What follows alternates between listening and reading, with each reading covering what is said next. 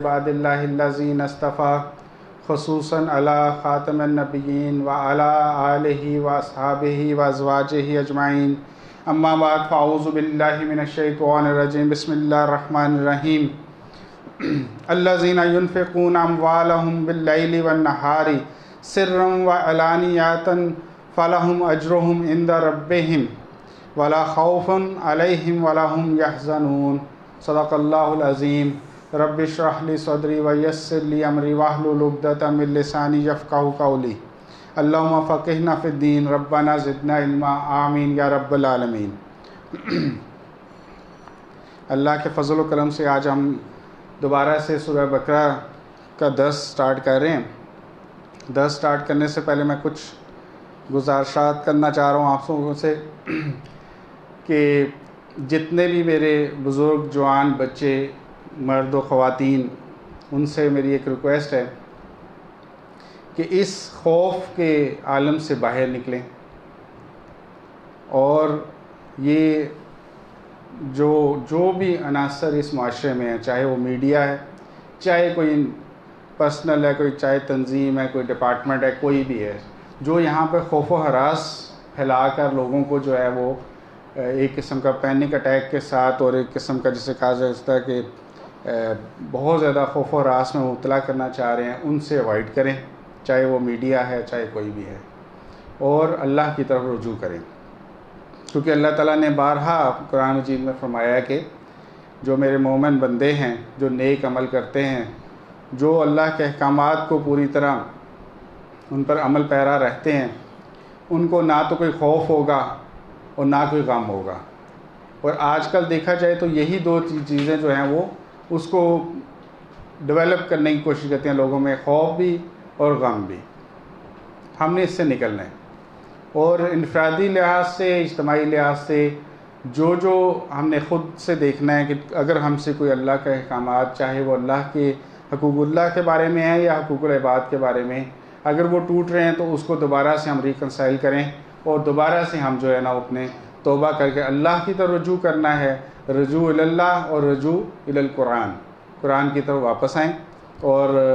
اللہ کی طرف رجوع کریں، توبہ استغفار کریں، اور اس خوف سے باہر آ جائیں۔ مسلمانوں کو اور خصوصاً مومنین کے لیے تو کوئی خوف نہیں ہے اللہ تعالیٰ کی طرف سے۔ اگر ہاں خوف ہونا چاہیے تو صرف اس بات کے اللہ ناراض نہ ہو جائے، اور اللہ کی ناراضگی کے جتنے بھی اسباب اگر ہم سے ہو رہے تھے یا ہو رہے ہیں ان کو اوائڈ کریں، اور فوری طور پہ جو ہے اللہ کے احکامات کے مطابق اپنی انفرادی اور اجتماعی زندگی گزارنے کی کوشش کریں۔ اللہ تعالیٰ سب خیریت سے، سب ٹھیک ٹھاک اس امتحان سے، اس آزمائش سے بھی ہمیں نکال دے گا۔ باقی یہ جتنے عناصر ہیں ان کے اپنے مقاصد ہوتے ہیں، کوئی ریٹنگ کے مقاصد ہیں، کوئی اور مقاصد ہیں، کچھ خفیہ ہاتھوں کے مقاصد ہیں، انہوں نے وہ اچیو کرنا ہے، تو ہم اس کا اعلیٰ کار نہ بنیں، اور ہم اپنی زندگی پرسکون طریقے سے اطمینان قلب کے ساتھ اللہ کے ساتھ جڑ کر اللہ کے احکامات کے اوپر عمل کرتے ہوئے گزاریں۔ سورہ بقرہ کے پچھلے درس میں ہم دیکھ رہے تھے کہ انفاق کی بات ہو رہی تھی، خرچ کرنے کی، صدقہ خیرات کرنے کی بات ہو رہی تھی، اور اللہ تعالیٰ نے بتایا تھا کہ کس کس کو اللہ کی راہ میں جو خرچ کرنا ہے اس کے بہترین مصرف کون کون سے ہیں، اور اس میں اصحاب صفہ کے مانند جس طرح کے لوگ جو صرف اور صرف دین کی خاطر اپنی ساری زندگی جنہوں نے گزار دی ہے، وہ چمٹ کے مانگنے والے نہیں ہیں، ان کو ہم نے خود سے تلاش کرنا ہے، اور ان کو جو ہے ان کے اوپر صدقہ خیرات کرنا ہے، ان کو یہ چیزیں خرچ ان پہ کرنا ہے، تاکہ وہ لوگ جو ہیں وہ چونکہ ان کو وہ اپنے چہروں سے، چونکہ نیوٹریشن جب پوری نہیں آتی تو چہروں پہ وہ چیز آثار نظر آ جاتے ہیں، وہ ان کے چہروں سے ہمیں پہچان جائیں گے ہم لوگ۔ یہ سفید پوش لوگ آج کل کے دور میں جو ہوتے ہیں وہ کبھی بھی آپ سے نہیں مانگیں گے، تو ان کو تلاش کر کے بہترین مصرف جو انفاق فی سبیل اللہ کا ہے وہ وہی لوگ ہیں۔ تو اسی کی آگے چاہ رہا تھا، تو آیت نمبر 274 میں اللہ تعالیٰ نے کہا ہے، جس کی میں نے تلاوت بھی کی ہے، کہ ایسے لوگ الذین ینفقون اموالہم، جو اپنے اموال کو، اپنے مالوں کو خرچ کرتے ہیں، باللیل والنہار، رات کو بھی اور دن کی روشنی میں بھی، سرًا و علانیۃ، چھپا کر پوشیدہ طور پر بھی اور اعلان کر کے بھی، یعنی جو صدقات واجبہ ہیں ان کو اعلانیہ کرنا چاہیے، اور جو صدقات نافلہ ہیں ان کو چھپ کے کرنا چاہیے، پوشیدہ طریقے سے کرنا چاہیے۔ فلاحم ان کے لیے، اجرہم اجر ہے ان کا، عند ربہم ان کے رب کے پاس، ولا اور نہ خوف علیہم کوئی خوف ہوگا ان پر، ولا اور نہ ہم یحزنون وہ غمگین ہوں گے۔ یہی وہ جو بات ہو رہی تھی، اگر ہم اللہ کی راہ میں خرچ کریں، یہاں پہ ایک نیک عمل آیا ہے کہ اللہ کی راہ میں اگر خرچ کر رہے ہیں تو ایسے لوگوں کے لیے نہ کوئی خوف ہے نہ کوئی غم ہے۔ خوف ہمیشہ مستقبل کا ہوتا ہے اور غم ہمیشہ کسی ماضی کی غلطی کا ہوتا ہے۔ آج کل کے دور میں جو سب سے بڑا شرک ہے وہ غیر اللہ کی حاکمیت کو ماننا ہے، مادیت پرستی کی حاکمیت کو ماننا ہے۔ ویسے تو یہ سارا جو کرونا کا ایپیسوڈ چلا ہے اس میں تو وہ غیر اللہ کی حاکمیت بھی بالکل نیچے گر گئی ہے، بالکل اس کی عمارت بھی اللہ تعالیٰ نے بالکل اس کو نیست و نابود کر دی ہے۔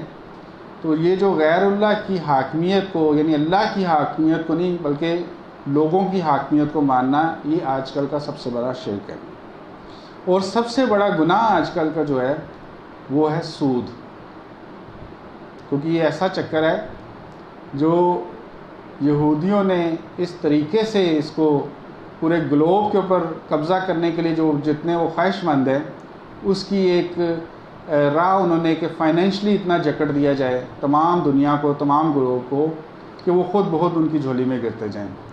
تو آج کل کا سب سے بڑا گناہ یعنی گناہ کبیرہ سود، اور سب سے بڑا جو شرک ہے وہ غیر اللہ کی حاکمیت ہے۔ اب یہاں پہ یہ جو آیت اس رکوع میں چاری تھی، تو یہ پہلی آیت انفاق کے بارے میں تھی، جبکہ پچھلے پورے رکوع میں جو ہے اس میں انفاق کی بات ہو رہی تھی۔ تو اس آیت کا سم ٹائم لگتا تھا جیسے اس کو تو پچھلے رکوع کے ساتھ ہونا چاہیے تھا، لیکن جب ہم نے اس کو ڈیٹیل آگے سمجھنے کی کوشش کی تو پھر پتہ چلا کہ اس کو یہاں پہ اللہ تعالیٰ نے دانستہ رکھا ہے، کیونکہ اس کے فوراً بعد اب ربا یعنی سود کی بات آ جائے گی۔ تو جہاں پہ سود ہے اس کے ساتھ ہی اللہ تعالیٰ نے انفاق کی بات کر دی۔ یہی مضمون اسی طرح ان کو مقابلے میں لائے ہیں سورہ روم کی آیت نمبر 39 میں بھی، جہاں پہ اللہ تعالیٰ نے فرمایا تھا کہ جو تم سود دیتے ہو تاکہ وہ بڑھے تمہارا مال دوسروں کے مال کے اندر، یعنی کسی کو سود پہ تم نے کچھ دیا تاکہ اس کا جو مال بڑھا ہے اس میں تمہارا بھی مال بڑھے، تو اللہ کے نزدیک وہ نہیں بڑھتا۔ جبکہ تم جو کوئی زکوٰۃ یعنی صدقہ خیرات جو دیتے ہو تو وہی لوگ ہیں جن کا مال دگنا چگنا بلکہ کئی گنا ہو رہا ہے۔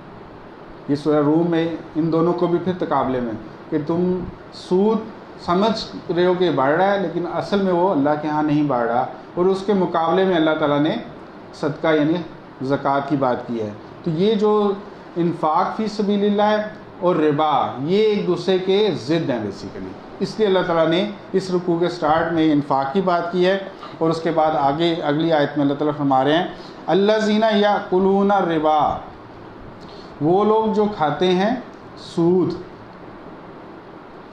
لا یقومون نہیں وہ کھڑے ہوں گے، الا مگر کما جس طرح یقوم الذی کھڑا ہوتا ہے وہ شخص، یتخبطہ الشیطان جس کو حواس باختہ کر دیا ہو شیطان نے، من المس سے چھو کر، یعنی جو شخص سود کھاتا ہے اس کی حالت ایسی ہوتی ہے کہ جیسے شیطان نے اس کو چھو کر مخبوط الحواس کر دیا ہو، دیوانہ کر دیا ہو، پاگل کر دیا ہو۔ عمومی یہاں پہ معنی یہ لیا گیا ہے کہ قیامت کا منظر ہوگا کہ وہاں پر جو سود خور ہوگا وہ ایسے کھڑا ہوگا جیسے حواس باختہ ہو۔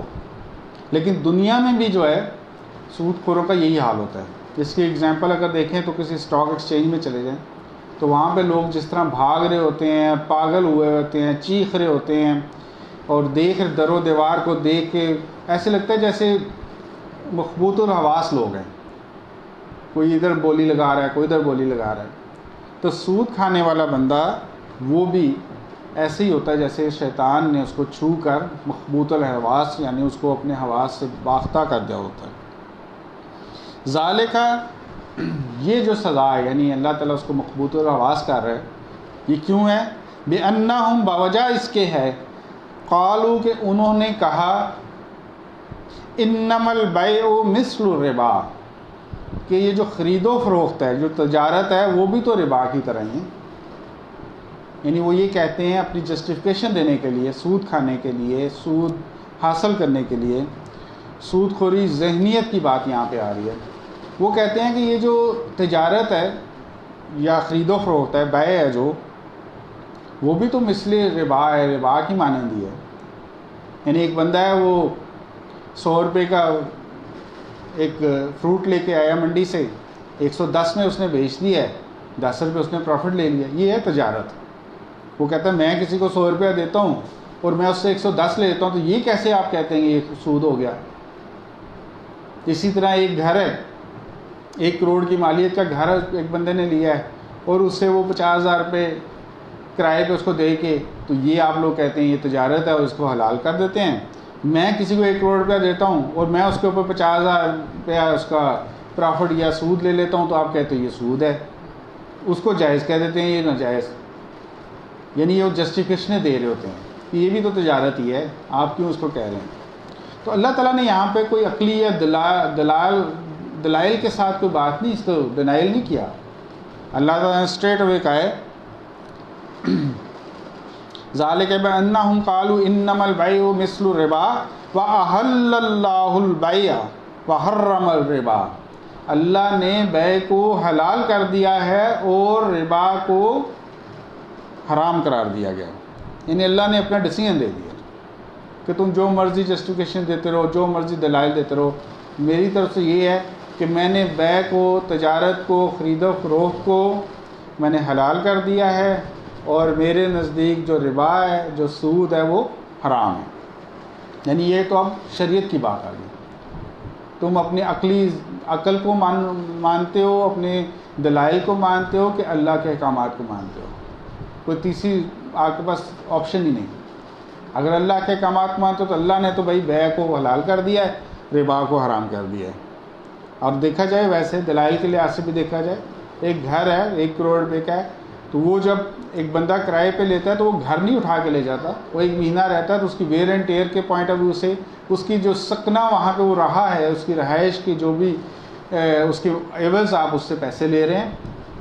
جبکہ جو 1 کروڑ پہ آپ کسی کو دے رہے ہیں تو وہ کروڑ آگے کسی بزنس میں لگائے گا. وہ کروڑ جو ہے 1 کروڑ 10 لاکھ بھی بن سکتا ہے، وہ 90 لاکھ بھی رہ سکتا ہے. لیکن آپ نے اس سے کہا جی میں نے تم سے 1 کروڑ 10 لاکھ ہی لینا ہے، تو اس کا مطلب ہے کہ آپ نے اس کے ساتھ فکس کر دیا. حالانکہ اس کو ہو سکتا ہے 1 کروڑ 20 لاکھ پروفٹ ہو جائے، وہ 1 کروڑ 20 لاکھ، وہ تو ری انویسٹ کر رہا ہے آپ سے پیسے لے کے، اور وہ 80 لاکھ بھی رہ سکتا ہے.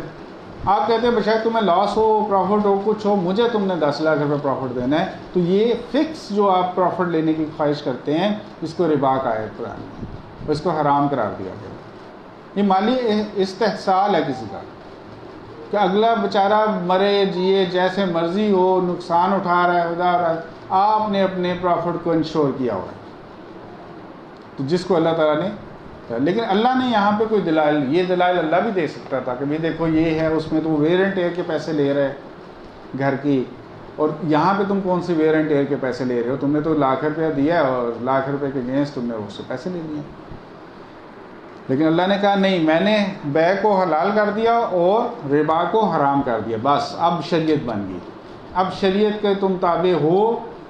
تو تم اسلام اور ایمان اور اس کے اندر ہو، اور اگر شریعت توڑتے ہو تو تم ایمان اسلام سے بھی خارج ہو جاتے ہو. فمن، پھر وہ شخص جاء آ گئی اس کے پاس موعظۃ، نصیحت. اب یہ اللہ تعالیٰ نے نصیحت دے دی ہے نا، اللہ تعالیٰ نے اپنی شریعت بیان کر دی ہے، اب ہمارے پاس یہ نصیحت آ گئی ہے. فمن جاءہ موعظۃ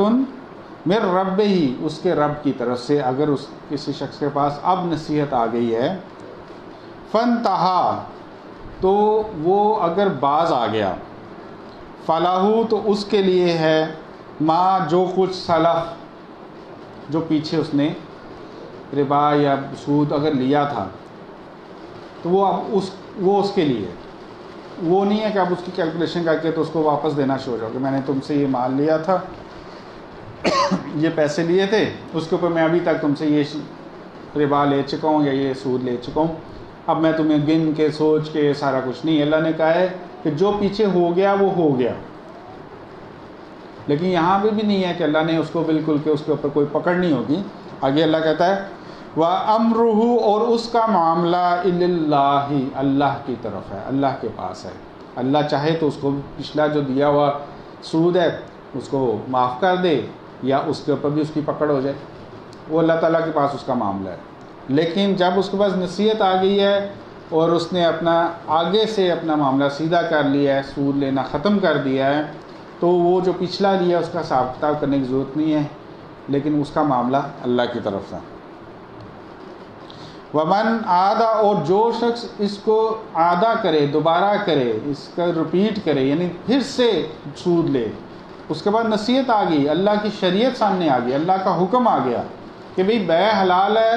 ربا حرام ہے. اب یہ کلیئر کٹ جو حکم آنے کے بعد بھی وہ شخص اس کو دوبارہ سے سودی معاملہ کرے، فَأُولَٰئِکَ، تو یہی لوگ ہیں اصحاب النار، دوزخ والے، ہم فیہا خالدون، اور وہ اس میں ہمیشہ ہمیش رہیں گے. جب بھی آپ اللہ کا کوئی بھی حکم توڑتے ہیں تو اللہ بڑے سخت وعید کرتا ہے. اور سود تو میں نے کہا ہے کہ جو سب سے بڑا آج کل گناہ کبیرہ میں آیت ہے، اس کو دوبارہ اللہ کے حکم آنے کے باوجود، اللہ کا کلیئر کٹ شریعت آنے کے باوجود اگر وہ باز نہیں آ رہا اور اپنا سودی معاملہ ایز اٹ از ہی چلا رہا ہے، تو اللہ تعالیٰ نے کہا یہی وہ لوگ ہیں جو جہنم میں جائیں گے اور وہ ہمیشہ ہمیشہ اس میں رہیں گے. یمحق اللہ، اللہ مٹاتا ہے، اللہ دباتا ہے، الربا، ربا کو، سود کو. اللہ تعالیٰ دیکھیں جیسے میں نے سورہ روم میں بتایا تھا، وہاں بھی اللہ نے کہا کہ تم یہ سمجھ رہے ہو یہ بڑھ رہا ہے، اللہ تو اس کو گھٹا رہا ہے، دبا رہا ہے ربا کو. وہاں بھی اللہ نے کہا تھا کہ جو زکوٰۃ میں تم دے رہے ہو وہ تو اللہ بڑھا رہا ہے کئی گنا، لیکن جو تم سمجھ رہے ہو بظاہر تمہیں بڑھتا ہوا اپنا مال نظر آ رہا ہے، اس کو اللہ کے نزدیک وہ بڑھتا نہیں ہے. یہاں بھی اللہ نے کلیئر کٹ کہا ہے یمحق اللہ الربا، اللہ مٹاتا ہے ربا کو، ویربی الصدقات، اور اللہ بڑھاتا ہے صدقات کو. اور اس کی بڑی کلیئر کٹ ہے، جس معاشرے میں شرع سود جتنی زیادہ ہوگی اتنی ہی وہاں پہ ان امپلائمنٹ ہوگی، اتنی وہاں پر انفلیشن ریٹ ہوگا، مہنگائی بڑھتی جائے گی. یہ ایسا ایک سرکل ہے جس میں جتنا پھنستے جائیں گے، ادھر سے آپ شرع سود بڑھاتے جائیں، ادھر سے آپ کی ان امپلائمنٹ، یعنی جو یہ کیا کہتے ہیں ان امپلائمنٹ کو، بے روزگاری بڑھتی جائے گی، اور اسی طرح آپ کی وہاں پر جو انفلیشن ریٹ ہے، افراط زر بھی بڑھتا جائے گا، مہنگائی بڑھتی جائے گی. آپ ایسے پھنستے جاتا ہے، ایسے پھنستا جاتا ہے، ایسے بہت سی مثالیں ہیں دنیا میں. رشیا جو بریک ہوا تھا سوویت یونین سے، تو اس کا بہت بڑا وجہ یہی بنی تھی کہ سودی نظام تھا وہاں پر، اور ایسا وہ یہ شیش محل ہے، ہوا پہ پانی کے اوپر کھڑا ہے، کسی وقت بھی ٹوٹ جائے گا. یمحق اللہ الربا ویربی الصدقات واللہ لا یحب، اور اللہ نہیں پسند کرتا کل کفار اثیم، ہر کفر کرنے والے، ہر انکار کرنے والے گناہ گار کو. اللہ کے حکم، یعنی یہاں پہ جو کفر کا یہ نہ سمجھ لیں کہ یہ وہ کفار ہیں جنہوں نے کلمہ نہیں پڑھا. جب بھی آیت میں کہیں پہ کافر کی بات آتی ہے تو اس آیت میں پیچھے جو حکم دیا ہے اس کا انکار کرنے والے ہوتے ہیں. کفر کا مطلب ہے انکار کرنا، چھپانا، دبانا. یہ جو کسان کو بھی جو ہے نا وہ کافر اس لیے عربی میں کہا جاتا ہے کہ وہ بیج کو چھپاتا ہے زمین کے اندر. تو جو بھی بات پیچھے اللہ کا حکم آیا ہے اس سے آنکھیں چرانا، اس کا انکار کرنا، اس کا یہاں پہ بات ہے کہ اللہ تعالیٰ اس کو پسند نہیں کرتا. واللہ لا یحب کل کفار اثیم. ان الذین آمنوا، بے شک وہ لوگ جو ایمان لائے. اب یہ دیکھیں نا ہم کیوں غمگین ہیں، کیوں خوفزدہ ہیں. اللہ تعالیٰ کلیئر کٹ آپ کو بتا رہا ہے ان الذین آمنوا، اب شرائط بتا دی ہیں کہ یہ کرو گے تو پھر تو تمہیں اس خوف، اس جو بھی یہاں پہ جو بھی ایک ماحول بنایا جا رہا ہے اس میں تو جانے کی آپ کی ضرورت ہی کوئی نہیں ہے، کیونکہ آپ اللہ تعالیٰ پہ ایمان لا رہے ہیں. ان الذین آمنوا، بے شک وہ لوگ جو ایمان لائے، وعاملوا الصالحات، اور انہوں نے نیک عمل کیے، اچھے عمل کیے، اس میں وہ سارے عمل آیتیں ہیں، اس میں سود کا انکار بھی آیا تھا، اللہ کے احکامات کی پابندی کی، اور اللہ نے جس چیز سے آپ کو روکا ہے اس سے وہ رکے ہیں۔ ان الذین آمنوا وعملوا الصالحات واقاموا الصلاۃ، اور انہوں نے نماز پڑھی اور قائم کیا نماز کو، وآتوا الزکوٰۃ، اور وہ ادا کرتے رہے زکوٰۃ کو، لہم، ان کے لیے، اجرہم، ان کا اجر ہے، عند ربہم، ان کے رب کے پاس، ولا، اور نہ، خوف علیہم، ان پر کوئی کسی قسم کا خوف ہوگا، ولا، اور نہ، ہم یحزنون، وہ غمگین ہوں گے۔ اگر آج کل کے ماحول میں، آج کل کے میڈیا بمبارمنٹ میں اگر ہم خوف زدہ اور غمگین ہو رہے ہیں تو ہمیں فوری رجوع کرنا چاہیے کہ کہیں ہم سے اللہ کے احکامات تو نہیں، کیونکہ اللہ نے کیا کہا، تو تم میرے احکامات کو مان رہے ہو، نیک عمل کر رہے ہو، نمازیں پڑھ رہے ہو، زکوٰۃ صدقہ خیرات دے رہے ہو، میرے پہ ایمان رکھتے ہو، میں نے جس چیز کے اوپر ایمان کا کہا ہے، ایمان بالغیب ہے، ایمان بالرسل ہے، ایمان بالکتاب ہے، ان سب پہ اگر کر رہے ہو تو تمہیں تو نہ کوئی خوفزدہ ہونے کی ضرورت ہے، نہ تمہیں غمگین ہونے کی ضرورت ہے۔ تو ہمیں فوری اپنے ایمان کو بھی چیک کرنا ہے، اپنے اعمال کو بھی چیک کرنا ہے، اپنی نمازوں کو بھی چیک کرنا ہے، اور اپنے صدقہ خیرات زکوٰۃ کو بھی چیک کرنا ہے۔ اگر یہ ٹھیک چاہ رہے ہیں تو خدا را اس میڈیا سے باہر آ جائیں، اس میڈیا کے جو ایجنڈے سے باہر آ جائیں، انٹرنیشنل ایجنڈا، اس سے باہر آ جائیں اور خوش زندگی گزاریں، اللہ کے احکامات کے، اللہ کی پابندیوں میں رہتے، حدود اللہ میں رہتے ہوئے اپنی زندگی گزاریں، اور اطمینان قلب کے ساتھ۔ مومن کے لیے تو موت بھی کوئی چیز نہیں ہے، ہم کس چیز سے ڈر رہے ہیں؟ ان الذین آمنوا وعملوا الصالحات واقاموا الصلاۃ وآتوا الزکوٰۃ لہم اجرہم عند ربہم ولا خوف علیہم ولا ہم یحزنون یا ایھا الذین آمنوا اتقوا اللہ، اے وہ لوگوں جو ایمان لائے، اتقوا اللہ، اللہ سے ڈرو، وَذَرُوا، اور چھوڑ دو، ما بقیہ، جو باقی ہے، من الربا، ربا میں سے، جو تم نے کسی کو دیا ہوا تھا، جو لون ٹرانزیکشن کسی کے ساتھ کی ہوئی تھی، جو اس میں سے اگر ربا میں سے کوئی رہ گیا تو چھوڑ دو امیجیٹلی۔ فعل امر آ گئے یہاں پہ، اللہ تعالیٰ نے حکم دے دیا آپ کو کہ چھوڑ دو، ضرور چھوڑ دو، ما بقیہ من الربا، سود میں سے جو باقی رہ گیا ہے، ان کنتم مؤمنین، اگر تم مومنین ہو۔ ہم تو دعویٰ کرتے ہیں ہم مومن ہیں، تو پھر ہم کیوں سودی معاملات میں جائیں؟ اللہ نے کہا کہ جو اگر پیچھے کچھ ہو گیا وہ معاملہ میرے پاس ہے،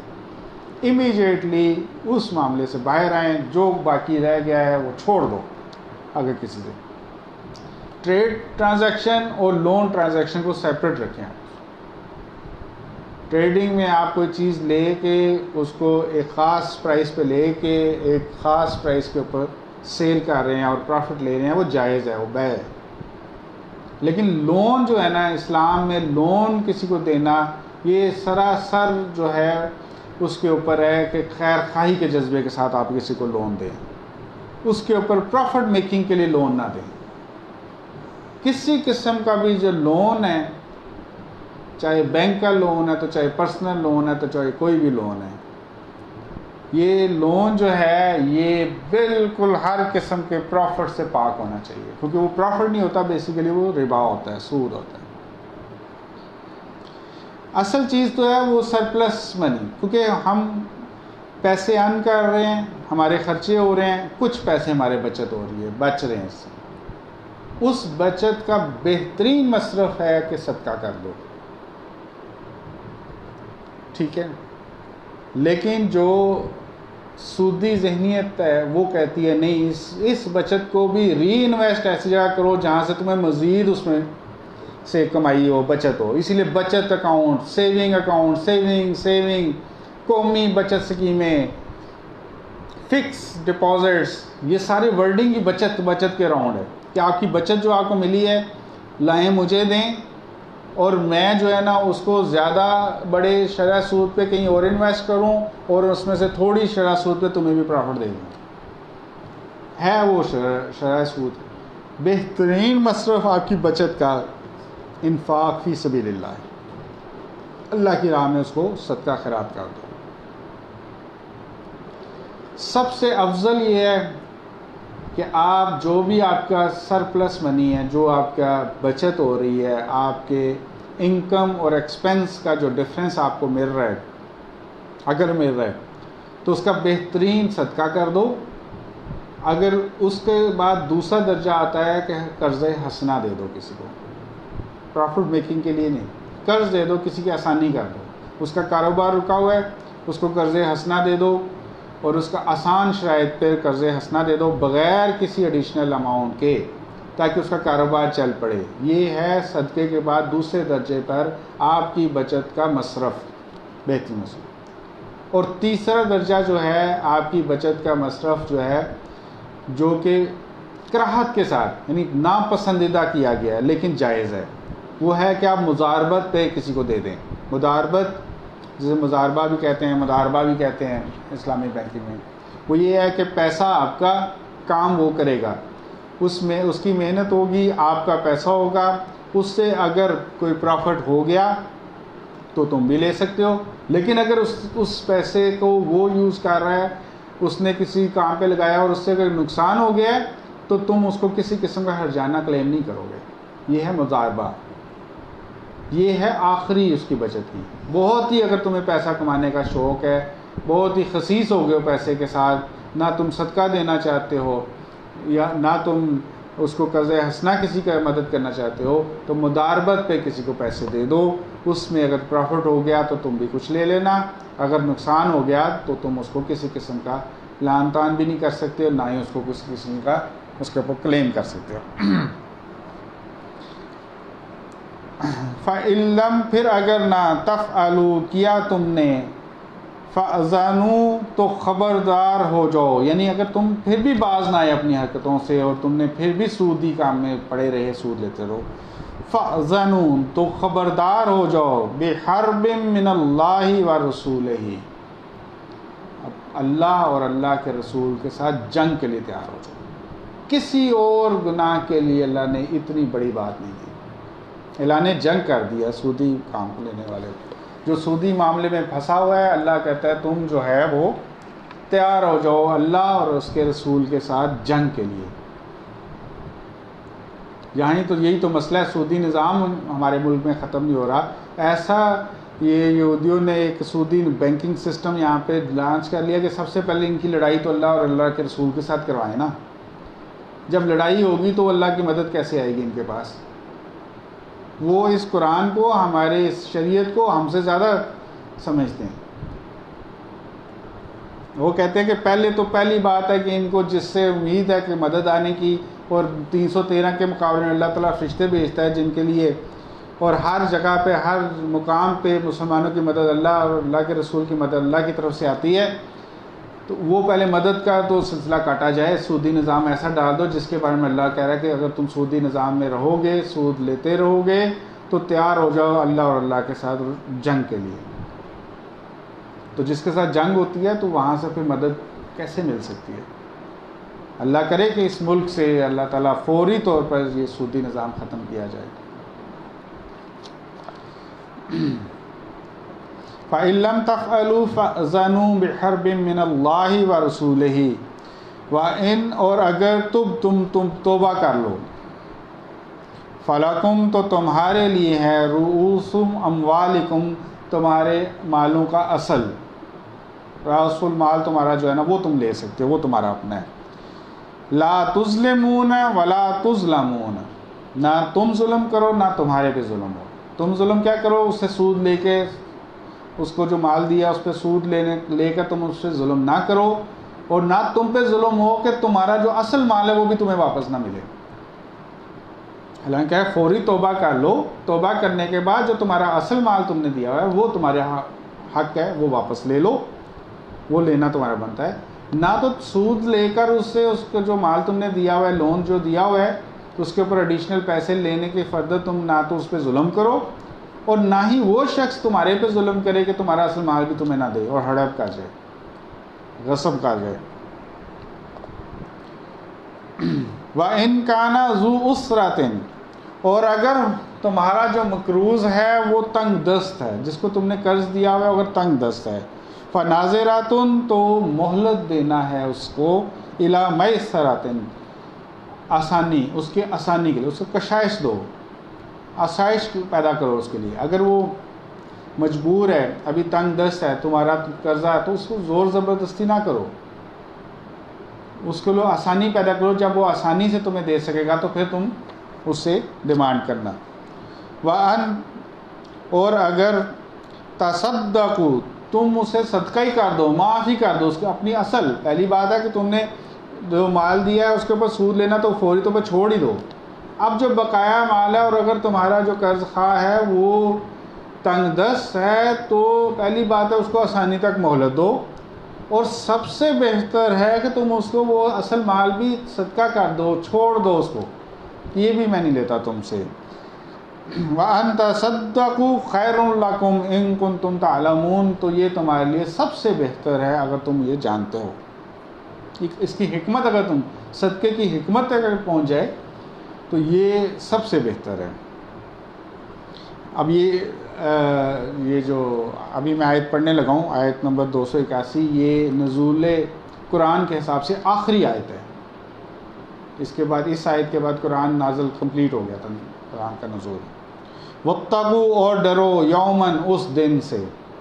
جیسے پہلی اللہ نے کہا نا، اور ڈرو اس دن سے جب کوئی بھائی کسی بھائی کا کام نہیں آئے گا، اور ڈرو اس دن جب کسی کی سفارش نہیں آئے گی۔ اب یہاں پہ بھی اللہ تعالیٰ کہہ رہا ہے وَاتَّقُوا یومن، اور ڈرو اس دن سے، ترجعون، کہ تم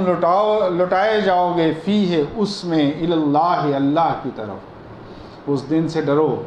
اپنے تمام معاملات سیدھے کر لو، چاہے سودی ہے یا کوئی بھی اللہ کا حکم توڑنے والا ہے، اس سے فوری طور پر ہٹ جاؤ، اپنے معاملات سیدھے کرو، کیونکہ ڈرو اس دن سے جب تم سب لٹائے جاؤ گے اللہ کی طرف۔ ثم، پھر، توفا، پورا بدلہ دیا جائے گا، کل نفس، ہر نفس کو، ما، جو کچھ، کسبت، اس نے کمایا، واہم، اور وہ، لا یظلمون، نہیں ظلم کیا جائے گا اس کے اوپر۔ اللہ تعالیٰ کہتا ہے، یہ آخری آیت ہے قرآن کی، یہ نبی پاک صلی اللہ علیہ وسلم کے اس دنیا سے رخصت ہونے سے کچھ دن پہلے یہ نازل ہوئی تھی۔ اللہ تعالیٰ نے کہا ہے ڈرو اس دن سے جب تم سب کو لٹایا جائے گا اللہ تعالیٰ کی طرف، فردن ہر شخص کو پیش کیا جائے گا اللہ کے سامنے، اور ہر نفس کو پورا بتلا دیا جائے گا جو اس نے اس دنیا میں جو کچھ اس نے کمایا ہوگا، یعنی جو اس نے عمل کیے ہوں گے، نیک یا بد جو بھی کیے ہوں گے، اس کا پورا بدلہ اس کو دیا جائے گا، اور کسی کے ساتھ اللہ تعالیٰ ناانصافی نہیں کرے گا، کسی کے ساتھ جو ہے وہ ظلم نہیں کرے گا۔ اس کے بعد قرآن کی سب سے طویل ترین آیت الدین آنے والی ہے۔ یہ اس کا 38واں رکوع کمپلیٹ ہو گیا۔ ٹوٹل سورہ بقرہ کے 40 رکوع ہیں، 2 رکوع رہ گئے ہیں۔ انشاءاللہ اگلے درس میں ہم آیت نمبر 282 سے سٹارٹ کریں گے اور یہ 39واں رکوع ہوگا۔ اللہ تعالیٰ سے دعا ہے کہ اللہ تعالیٰ ہمیں ہر قسم کے خوف، غم، پریشانی اس سے محفوظ رکھے اور ہمیں اللہ کی طرف رجوع کرنے کی توفیق عطا فرمائے۔ دعا کر لیتے ہیں جی۔ الحمدللہ